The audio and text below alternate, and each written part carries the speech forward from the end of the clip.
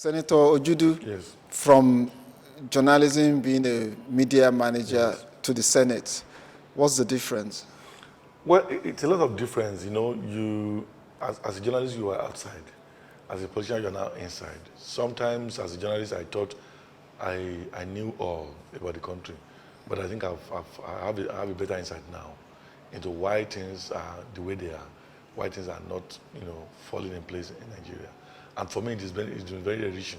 If I had died as a journalist and I didn't have this experience, it would have been a big loss for me. Do you feel sometimes frustrated when you're in the Senate that things are not going the way you Yes, think? of course, because I see that there are problems. Actually, if we put our minds to it, that could be solved. But we are not putting our mind to it sufficiently. And that, for me, is very frustrating. Or we are not seeing it the way we should see it as people who are elected to solve problems. Yeah. And if I would ask you, when you're in the Senate, Yes. and you look at yourself as a senator, Yes. you look back to those days during the Abuja regime, Yes. do you think this is the democracy people actually fought for? Well, it is not. It is not. Certainly, it is not. Again, it's our fault. Yeah. Because we didn't get our strategy and tactics right when Abuja died. If we had not turned our back on elective office at that period of time, we probably wouldn't be where we are today. It was too late for us to realize that we have to participate.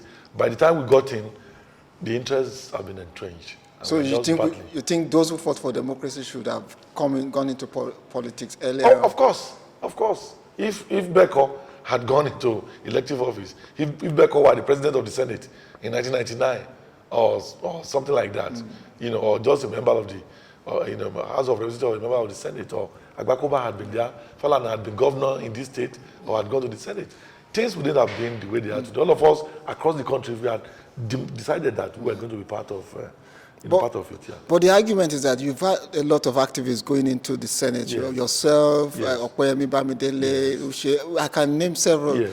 But no one has stopped receiving the jumbo pay. Well, it's not. You see, people put a lot of emphasis on this jumbo pay. It is not about the pay. When they talk about the pay, and I look at my colleagues, what they suffer from. Honestly, I'm not joking now. And the kind of demands put on them, and I've said this in several occasions. There is a misconception of what the role of a lawmaker is in a society, and that is what Nigeria is paying for. If a lawmaker is not just seen as somebody elected to go and make law, there will be no end to how much you have to pay that lawmaker. If a lawmaker is seen as not different from the executive, who must execute projects, provide water, provide road, buy transformer, pay for the medical bills of his constituents, pay for their education, pay for, assist in building their homes, then there will be no end. So what you're trying to say is that as a senator, Yes. you've got pressure from people making demands. The pressure is massive, it's enormous, and it is killing. It is killing, I'm telling you. Many were afraid when we're leaving and closing for the year to even say they are going back home. Why? Because they cannot even muster enough resources, to buy those things they are going to buy for people at Christmas. Some just, bought for people during the Eid. That's the Muslim festival, and it's a lot of money. Some will tell you, I'm buying 2 trailer loads of rice to give to my constituents. I'm buying this number of cows. I'm buying this number of turkey. I'm buying these cartons of wine. Where is the money coming from? Nobody is budgeting for that. But it is from this so-called jumbo pay that they have to make that available. At the end of the day, I tell you, little is left for them. Look, any senator who is going home on the weekend, and particularly for those who go home regularly, it's also a burden. You cannot say you are going to your constituency on a weekend, that is leaving on Friday, to return to Abuja either on Sunday or Monday morning. If you don't have at least 1 million naira, you cannot dare go home. So what can we do to stop this rental system? And I'm saying this, and I've told some of my colleagues who care to listen, come.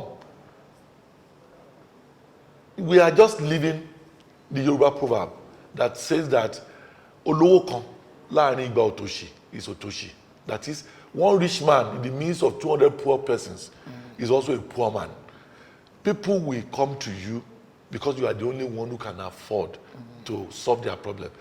Can we stop a bit and see if it is possible for us to live better ourselves by looking at the problems confronting society? Solve these problems at macro level, not at micro. You know, the person you give money to go and eat today, who's unemployed, will come back again to you tomorrow. That you gave him money yesterday and not being able to give today will not make him like you. But suppose you work out a scheme of making sure that people are employed, they can work and they pay and feed themselves.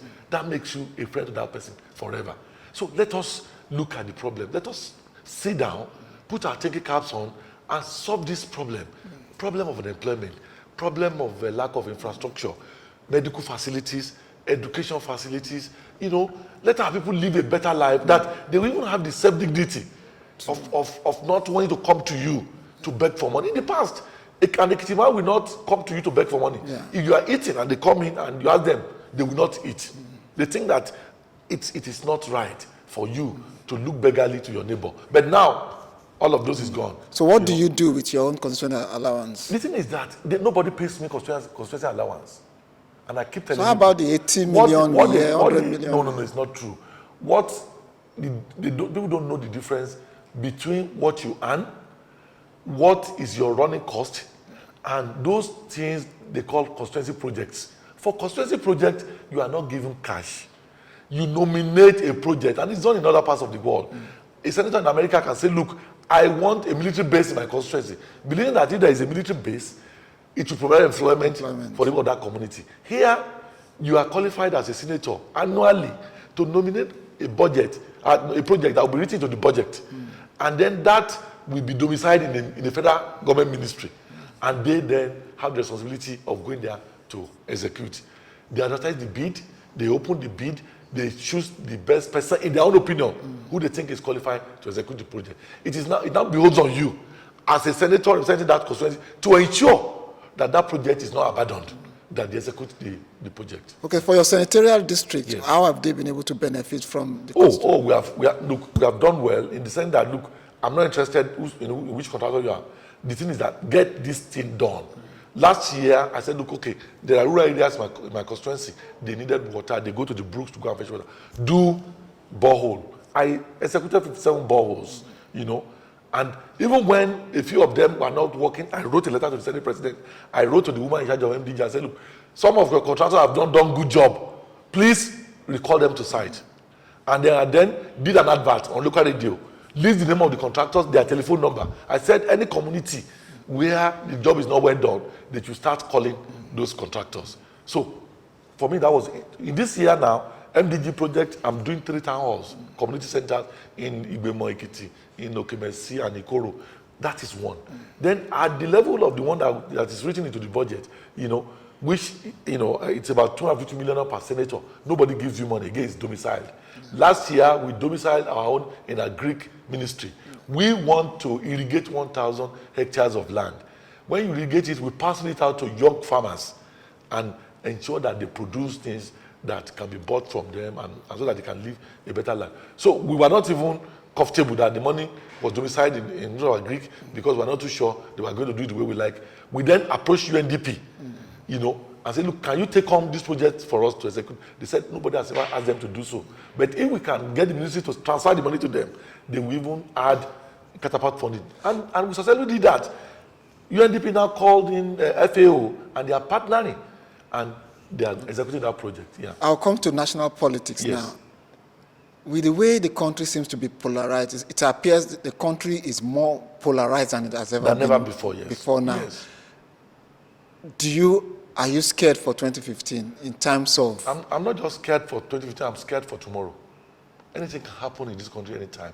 Any mistake, you know, any single mistake made by anybody now could lead to the disability of Nigeria. Do your colleagues feel this tension? Unfortunately, not a larger percentage of them do. They believe Nigeria will continue to go on. Because if we feel it, then we will see that we are in an emergency. And then get together and say, ladies and gentlemen, forget even about the people, our own self-interests are going to be affected. Let us solve these problems. Let us come together and salvage Nigeria. But it's as One of the former presidents told me one day that Nigeria is, politics to us is a game. You know, Nigeria will forever remain. Nothing can happen to it. Even when it is going to fall, we find a way of pulling it back. But it might be right, though, that because is playing with faith. But it might be right, because in the sense that if the ruling elites are the one benefiting from the country, they can find a way of retrieving it from. By the time we come, that would be too late for us to retrieve the country. Now let's come to the politics of Ekiti State. Yes. Your name has been mentioned several times as one of the reasons for the crisis within the APC. Yes. With Bamidele Okoyemi now wanting to run as governor, and he feels, you know, he should be the one sitting. Where do you stand in this crisis? Well, for me, he has the right to run, and I wish him good luck. But what I can still tell the world is that Okoyemi will not acquire up to 10% of the votes in Ekiti State come 2014. Honestly, I mean, I'm not talking now as a politician. I'm talking as a journalist who can pick up the indices and analyze and go around and see the way things are, as I would have done when I was doing. Well, how come your party couldn't manage this crisis before? No, Okoyemi has made up his mind long ago. It is not just now. You know, that he has made his mind up long ago. I'll give you an instance. When Payemi was being inaugurated, you know, Okoyemi turned to a friend of mine and said, hey, will this boy be able to do this thing? And I saw grain. That was great, like grain in his eyes. And that friend told him, look, he will do it, he will all cooperate with him. So how do you assess the present governor of the state? Of course, he has done well. You cannot say 100%. Nobody can, with the little money available and the state our people are in, you are not able to do 100%. But again, his government has been a game changer. Things have changed here. Come on the streets of Ekiti, go travel around. You know, I've traveled around Nigeria. Even people that are taking 40 billion a month, as opposed to our less than 2.5 billion a month. You know, the kind of development I've seen, I've not seen in those places. So for me, look, the capital was in the past like a rural place. The roads were very bad. Things are changing. The roads are better now. I went to a school that was established in 1960. As at 3-4 years ago, there was no classroom with window panes in that school. All the floors of the classroom were having portals and all that. But those schools today have been renovated across Ekiti. You know, anywhere you drive to in Ekiti, hardly will you see a motorable road. That is going on. How come people? One change that has taken place, which is significant. Prior to now, people have shown contempt to us as Ekiti people. We are bush people. We cannot, you know, manage relationships. We are this, we are that. You know, there is a lot of rebranding that has taken place in Ekiti by the kind of people we now have that are managing our affairs. And I'm so glad about that, because one Irini sin is on Lojo. The way you are saying is the way people relate with you. Now nobody will say, oh, I have an Ekiti governor who is a thug. I have an Ekiti governor who cannot even speak English, or who is dirty, who cannot relate with other Nigerians and all of that. No. Now we have people who are well educated, who are sophisticated, who are among some of the best in the world. And they are doing things in a manner that is making us proud. But some of the arguments I've heard on the streets from quite a number of people is that, yes, he's done the roads, he's doing well, they feel okay that he's doing his job. But he doesn't relate with the people. He doesn't come down to their level. No, well, we cannot all be populists. Fayose will come, eat and go to the motor park and drink and take local gin with the people. If you have not been used to taking local gin, because you are now a politician, we now go and start taking Igbo or local gin. You know, he knows, he's focused, he knows what he wants to do. He has assessed the problem of the people. He believes that he can solve those problems without having to go to the extent of going to drink local gin at the motor park, you know, that kind of thing. And that does not solve any problem. That I'm around, you know, eating corn and this thing on the street with you does not mean I love you more than the person who is swatting in his office, trying to find solution to your problem. I would love what that we are remembering today, after so many years that he had been in government, never went to motor park to go and drink ogogoro. He was not a populist, mind you, but he was able to put himself in the heart of the people by identifying what problems they face and sitting up day and night working at the solutions to those problems. You may not be popular with people now, but they will remember you years to come. that it was when you were there that you changed their life for good. What if I tell you that the reason you're staunchly supporting Governor Yes. Offem-oke now is so that you're positioning yourself to be governor after his death? No. I mean, I was actively one of the people who saw that he's capable of what he's doing now and went to mobilize him to come and do what he's doing. It is not just an individual. Again, it's about a movement. That, okay, we want a change. Okay, who among us at this present time can best lead that move to bring about a change? And that's what he has done. Okay, and I'm proud of him for that. It's not that I'm not critical of him in some areas, in certain areas. But again, in my estimation, he has done well enough within the limits of the resources available to him. Okay, Lee, apart from the challenge from Okoyemi Bamidele, who is now in the Labour Party, the PDB, they're screaming, breathing down your neck. Those ones, I mean, where you have, close to 21 factions in the party, honestly, let them come. Let them come. Even if they adopt Okoyemi as their candidate, look, Okoyemi will come and tell us, the Okoyemi I know, let him come and tell us what he has done for the people, here and wherever. What is his program? What is he going to do? Is he going to remove the roads that have been built and build another one? Is he going to demolish the schools? Is he going to turn, overboard all of the tourism projects we are carrying on? Yeah. I've never read a single line from Okoyemi on what he wants to do in Ekiti. Yes, he said the Kayode has done well, he has done his best, he cannot do more than his best. But I want to do better. That is too vague and too juvenile for me. Do you miss journalism? Oh, so much. I still practice one way or the other. I remember last time I went to the Northeast to look at the damage that has been done by the Boko Haram. I was compelled to take photographs. I was compelled to do an article, and I did a cover story on it for my magazine. So if you leave the Senate, would you see yourself going back to... In fact, that would be the best that will happen to me. Because now I can do a lot more writing. I can direct my journalists to places where they can get the information they require. Because now I have more insight into how these things work. Sometimes you get really very irritated with people on social media. Yes, because, you see, they don't take time to study things. A story comes up on social media. You read the headline. You don't bother. Look, I'm on social media myself. Yes. And I post something. Within a second, somebody will have clicked like. Yeah. Of almost a 3-page material. Yeah. And I said, what are you liking? When you've not read. Is it me that you are liking or the title of what I've posted? If it is photograph, yes, you could say, immediately I've seen the face. Yes. I like the face. Yes. So take time, read, ask yourself questions, raise issues, not just then abusing. Abuse, I have a daughter who is very active on social media. And I would say, look, when I was your age, we abuse. But we also organize. We organize, yeah. Go. This Twitter, Facebook alone will not change Nigeria's problem. No. If your generation do not go and organize and just use these mediums as your voice, you will not get anywhere. You will end up being frustrated the way we are frustrated. And in spite of even our having come out earlier to organize, you guys are not organizing. If you think APC is not doing the thing you expect it to do, go and join the parties and change APC.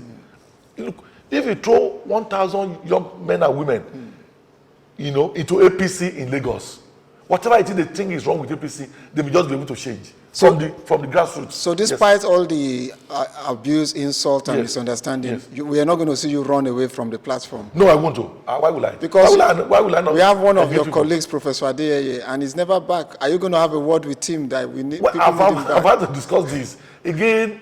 Aide is a professor. He's an intellectual. And he's an elderly man. He's close to 70 now. When a 18-year-old person who does not even know his history just speak on it and say you are a thief, you are one of the people who ruin Nigeria. Aide has been going to jail in Nigeria since the early 60s, for God's sake. In fact, we should not be engaging people like that to come and fight our battle for us again. We should be fighting that. So when you see that, he thinks that, why are you not trying to know where I'm coming from? Why I'm making such a decision I'm making? Why my position is this? Why are you not engaging me based on ideas? Why are you abusing me? Somebody of that age could get irritated. Yeah. But in my own case, I just feel that we must, like I said, I have about 4 of my children on social media.